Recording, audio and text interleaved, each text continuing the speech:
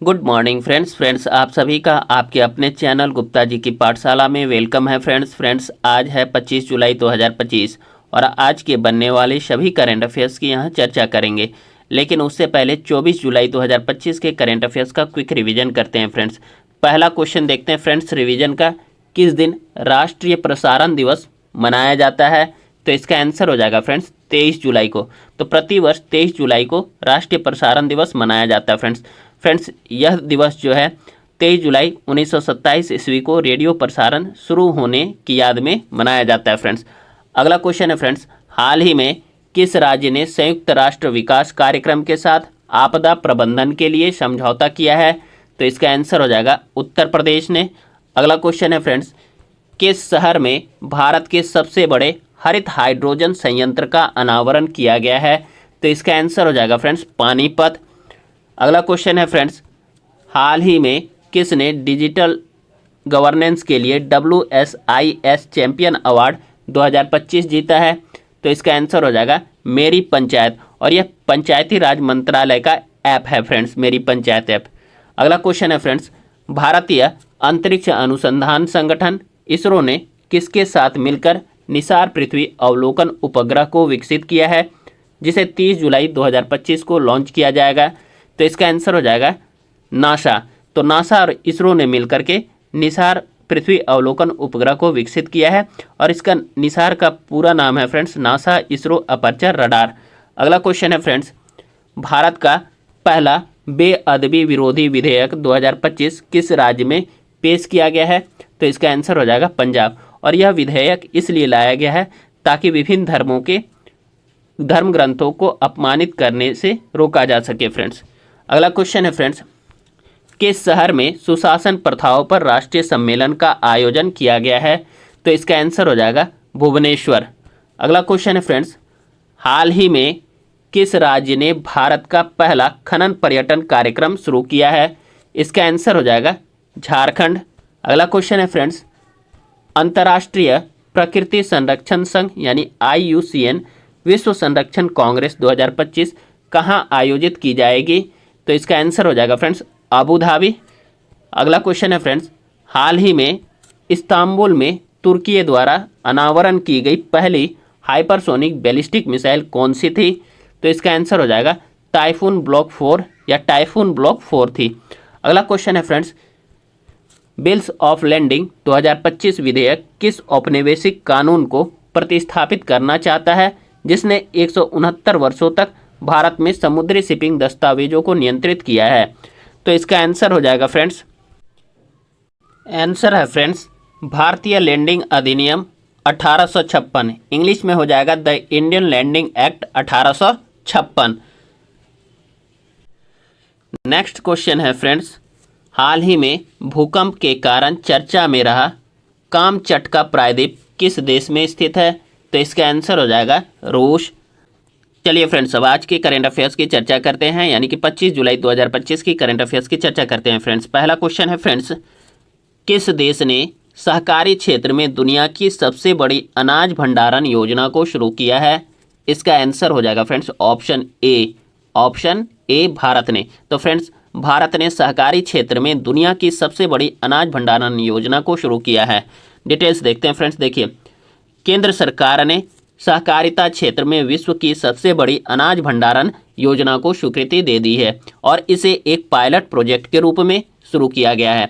इस योजना में सरकार की विभिन्न मौजूदा योजनाओं जैसे कृषि अवसंरचना कोष यानी AIF, कृषि विपणन अवसंरचना योजना AMI, कृषि यंत्रीकरण उपमिशन यानी कि SMAM, प्रधानमंत्री सूक्ष्म खाद्य प्रसंस्करण उद्यम औपचारिकीकरण योजना PMFME आदि के अभिसरण के माध्यम से प्राथमिक कृषि ऋण समितियों यानी पैक्स के स्तर पर गोदामों, कस्टम हायरिंग केंद्रों, प्रसंस्करण इकाइयों, उचित मूल्यों की दुकानों आदि सहित विभिन्न कृषि अवसंरचनाओं का निर्माण करना शामिल है। फ्रेंड्स, इस पहल के तहत सरकार का लक्ष्य प्राथमिक कृषि ऋण समितियों यानी पैक्स के माध्यम से जमीनी स्तर पर भंडारण क्षमता बढ़ाना है। फ्रेंड्स, इस योजना की पायलट परियोजना के अंतर्गत 11 राज्यों के 11 PACS यानी पैक्स में गोदामों का निर्माण पूरा हो चुका है। इसके अलावा परियोजना के अंतर्गत गोदाम निर्माण के लिए 500 से अधिक पैक्स की पहचान की गई है और दिसंबर 2026 तक निर्माण पूरा करने के प्रयास किए जा रहे हैं। फ्रेंड्स, राष्ट्रीय सहकारी डेटाबेस के अनुसार 15 फरवरी 2023 को योजना के अनुमोदन के बाद से 30 जून 2025 तक देश भर में कुल 22,933 नई बहुउद्देशीय पैक्स, डेयरी और मत्स्य सहकारी समितियां पंजीकृत की गई हैं, जिनमें 5,937 एम पैक्स। चलिए फ्रेंड्स, अगला क्वेश्चन देखते हैं। हाल ही में चर्चा में रहा भारतीय आयुर्विज्ञान अनुसंधान परिषद की एडफाल्सीवैक्स वैक्सीन किस बीमारी से संबंधित है? तो इसका आंसर हो जाएगा फ्रेंड्स ऑप्शन डी, मलेरिया से। तो फ्रेंड्स, हाल ही में चर्चा में रहा भारतीय आयुर्विज्ञान अनुसंधान परिषद की एडफाल्सीवैक्स वैक्सीन मलेरिया बीमारी से संबंधित है। डिटेल्स देखते हैं फ्रेंड्स।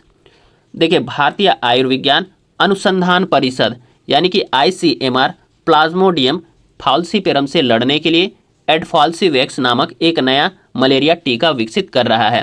हाल ही में इसकी अनूठी काइमेरिक और पुनः संयोजन डिजाइन के कारण इसे विशेष रूप से प्रदर्शित किया गया है। फ्रेंड्स, एडफाल्सीवैक्स को क्षेत्रीय चिकित्सा अनुसंधान केंद्र भुवनेश्वर यानी कि RMRCBB, राष्ट्रीय मलेरिया अनुसंधान संस्थान यानी कि NIMR और जैव प्रौद्योगिकी विभाग, राष्ट्रीय प्रतिरक्षा विज्ञान संस्थान यानी DBT NII के सहयोग से विकसित किया जा रहा है।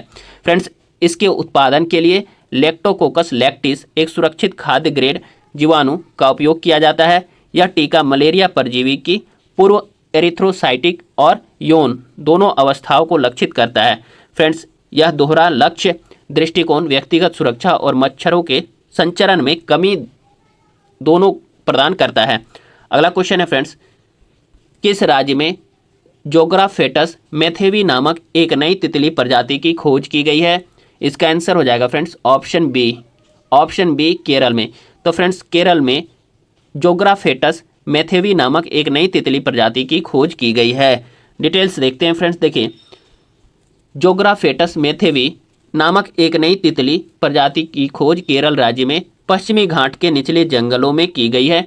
यह प्रजाति, जिसे सह्याद्री स्पॉटेड फिल्टर भी कहा जाता है, पहले अज्ञात थी और यह जोग्राफेटस वंश की 15वीं और भारत में पाई जाने वाली 5वीं प्रजाति है। फ्रेंड्स, इस खोज से पता चलता है कि पश्चिमी घाट जैव विविधता का एक समृद्ध क्षेत्र है और अभी भी कई रहस्यों को समेटे हुए है। अगला क्वेश्चन देखते हैं फ्रेंड्स, भारत में प्रतिवर्ष आयकर दिवस कब मनाया जाता है? तो इसका आंसर हो जाएगा फ्रेंड्स ऑप्शन सी 24 जुलाई को। तो फ्रेंड्स, भारत में प्रतिवर्ष आयकर दिवस जो है 24 जुलाई को मनाया जाता है। डिटेल्स देखते हैं फ्रेंड्स। देखिए, भारत में हर साल 24 जुलाई को आयकर दिवस मनाया जाता है। इसकी शुरुआत 1860 में सर जेम्स विल्सन ने की थी, जिन्होंने देश में पहली बार आयकर लागू किया था ताकि 1857 के विद्रोह के बाद उपजे वित्तीय संकट को संभाला जा सके। 2025 में यह 166वां आयकर दिवस है, जो आयकर विभाग की ऐतिहासिक यात्रा और देश की कर प्रणाली के विकास को याद दिलाता। चलिए फ्रेंड्स, अगला क्वेश्चन देखते हैं। किसे झारखंड उच्च न्यायालय के 17वें मुख्य न्यायाधीश के रूप में नियुक्त किया गया है? तो इसका आंसर हो जाएगा friends option D, justice Tarlok Singh Chauhan को। तो फ्रेंड्स, झारखंड उच्च न्यायालय के 17वें मुख्य न्यायाधीश के रूप में जस्टिस तरलोक सिंह चौहान को नियुक्त किया गया है। डिटेल्स देखते हैं फ्रेंड्स। देखिए, झारखंड हाईकोर्ट के नवनियुक्त 17वें मुख्य न्यायाधीश जस्टिस तरलोक सिंह चौहान ने पद एवं गोपनीयता की शपथ ली। झारखंड के राज्यपाल संतोष कुमार गंगवार ने राजभवन में आयोजित एक समारोह में झारखंड हाईकोर्ट के मुख्य न्यायाधीश यानी कि चीफ जस्टिस के रूप में न्यायमूर्ति तरलोक सिंह चौहान को पद की शपथ दिलाई। फ्रेंड्स, उच्च न्यायालय के मुख्य न्यायाधीश या अन्य न्यायाधीश की नियुक्ति अनुच्छेद 217 के तहत की जाती है, जो उच्च न्यायालय के न्यायाधीशों की नियुक्ति और पद की शर्तों से संबंधित है, जिसमें राष्ट्रपति, CJI और राज्य के राज्यपाल से परामर्श करते हैं और यह प्रक्रिया कॉलेजियम प्रणाली द्वारा निर्देशित होती है। अगला क्वेश्चन है फ्रेंड्स, 24 जुलाई 2025 को भारत और किस देश के बीच मुक्त व्यापार समझौता यानी कि FTA हुआ है?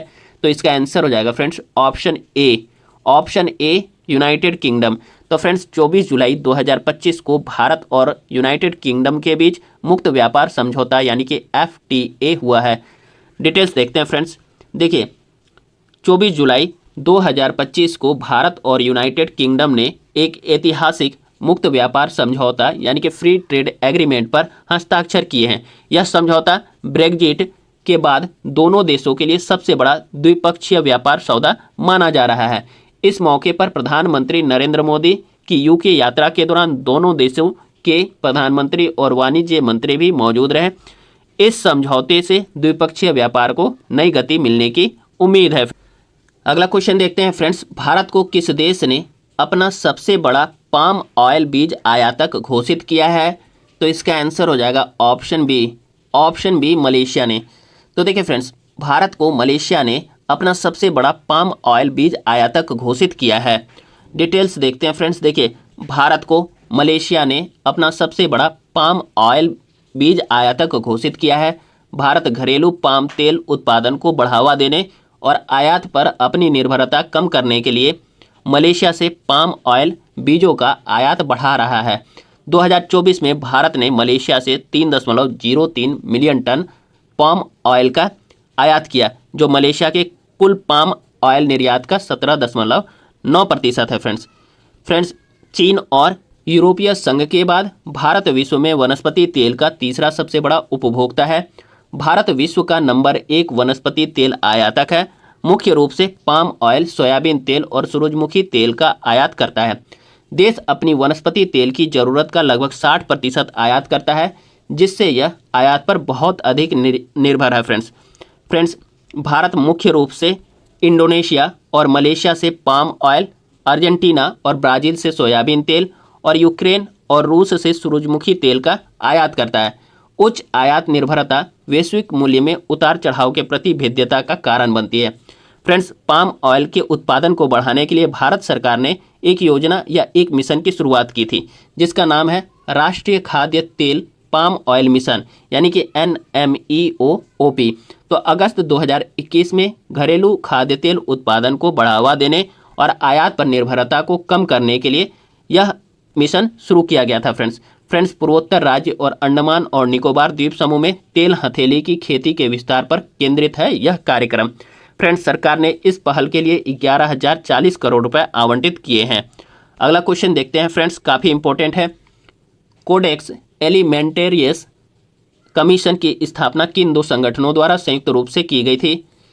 तो इसका आंसर हो जाएगा फ्रेंड्स ऑप्शन सी खाद्य और कृषि संगठन और विश्व स्वास्थ्य संगठन ने, यानी कि FAO और WHO ने। तो फ्रेंड्स, कोडेक्स एलिमेंटेरियस कमीशन की स्थापना जो है खाद्य और कृषि संगठन और विश्व स्वास्थ्य संगठन ने संयुक्त रूप से की थी। फ्रेंड्स, डिटेल्स देखते हैं फ्रेंड्स इसका। देखिए, कोडेक्स एलिमेंटेरियस आयोग की कार्यकारी समिति के 88वें सत्र में वैश्विक खाद्य मानकों में भारत की भूमिका की सराहना की गई है। फ्रेंड्स, यह सत्र हाल ही में 14 से 18 जुलाई 2025 तक रोम स्थित खाद्य एवं कृषि संगठन यानी FAO मुख्यालय में आयोजित किया गया। फ्रेंड्स, समिति ने बाजरा समूह मानकों पर भारत के नेतृत्व में किए गए कार्यों की समीक्षा की और प्रयासों की सराहना की है। फ्रेंड्स, कोडेक्स एलिमेंटेरियस आयोग यानी CAC अंतर्राष्ट्रीय खाद्य मानक निर्धारित करने वाली वैश्विक संस्था है। इसकी स्थापना खाद्य एवं कृषि संगठन और विश्व स्वास्थ्य संगठन द्वारा की गई थी। इसका मुख्य लक्ष्य उपभोक्ता स्वास्थ्य की रक्षा करना और अंतर्राष्ट्रीय खाद्य व्यापार में निष्पक्ष व्यवहार सुनिश्चित करना है। अगला क्वेश्चन है फ्रेंड्स, हाल ही में इसरो और NIOT ने किस परियोजना के तहत मत्स्य 6000 नामक डीप ओशन मानव पनडुब्बी विकसित करने के लिए समझौता किया है? तो इसका आंसर हो जाएगा friends option A Samudrayaan mission. तो फ्रेंड्स, हाल ही में इसरो और NIOT ने समुद्रयान मिशन परियोजना के तहत मत्स्य 6000 नामक डीप ओशन मानव पनडुब्बी विकसित करने के लिए समझौता किया है। डिटेल्स देखते हैं फ्रेंड्स। देखिए, भारतीय अंतरिक्ष अनुसंधान संगठन यानी इसरो और national institute of ocean technology यानी NIOT ने हाल ही में एक समझौता ज्ञापन पर हस्ताक्षर किए हैं, जिसके तहत वे मत्स्य 6000 नामक गहरे समुद्र में जाने वाली मानव पनडुब्बी का संयुक्त विकास करेंगे। यह समुद्रयान परियोजना का महत्वपूर्ण हिस्सा है जो डीप ओशन मिशन के तहत पृथ्वी विज्ञान मंत्रालय द्वारा संचालित की जा रही है। इस परियोजना का उद्देश्य भारत की गहरे समुद्र में अनुसंधान क्षमता को बढ़ाना है। अगला क्वेश्चन देखते हैं फ्रेंड्स, बीमा सखी योजना किस संस्था की पहल है? तो इसका आंसर हो जाएगा friends option C. Option C हो जाएगा भारतीय जीवन बीमा निगम या life insurance corporation of India की। तो फ्रेंड्स बीमा सखी योजना भारतीय जीवन बीमा निगम की पहल है।